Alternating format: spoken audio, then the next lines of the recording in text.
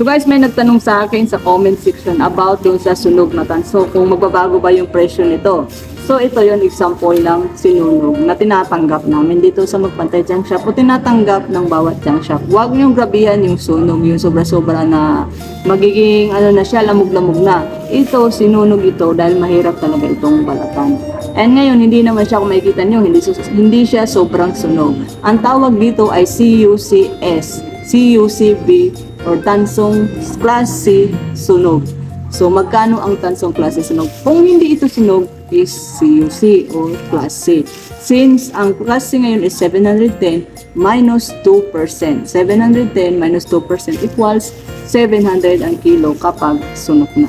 Kung magsusulong ka sa akin, tapos sunog pala ito, and then binayaran ka, tingnan mo muna yung resibo mo dahil lalagyan ko ito ng TCS or Tansong Class C Sunog. So, punti lang naman. Yung iba kasi malaki mag-less. Nag-less sila ng 100 o nag-less sila ng 50. Pero dito sa amin sa Magpantay Junk Shop, 10 piso lang.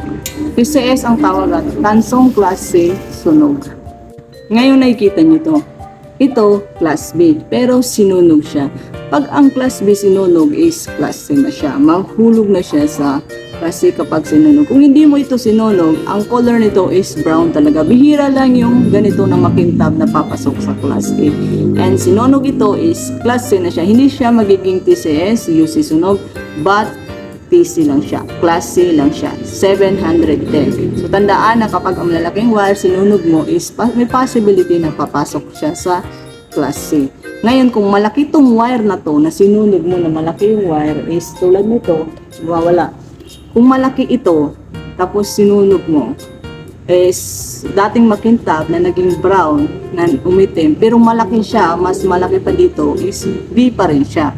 Class B. Since ito maliliit, pero multiple strand, Class C na yung papasukan niya. So again, hindi magbabago, walang 2% less, bagkos magiging Class C lang siya. Class C plain, 710 pesos per kilo. Ngayon, ang makukuha sa mga aircon o sa mga freezer, refrigerator ay Class C. Sa mga nagtatanong sa akin dyan, kung ano nga bang class ang tansong nakukuha sa ref, ay Class ito. Halimbawa nito, ito ay nakukuha sa refrigerator. Alam niyo naman kung paano, di ba? O paano malalaman na ito ay nakuha sa... Isa sa mga halimbawa ng copper tube ay ito. Galing ito sa refrigerator. Copper tube na maliit. Pagdating sa maliliit na aircon, maliliit na refrigerator, maliliit na freezer is maliliit din na copper tube ang makukuha niyo. So, ang copper tube ay Class C.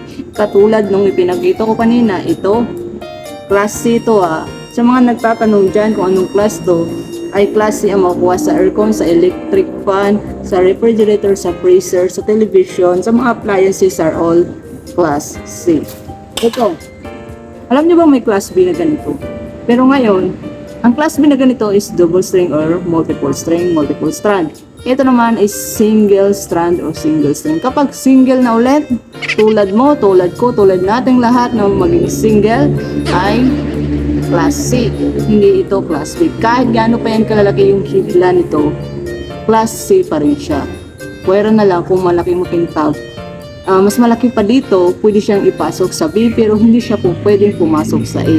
Ngayon, ito na single, may double talagang ganito. Single lang to is Class C.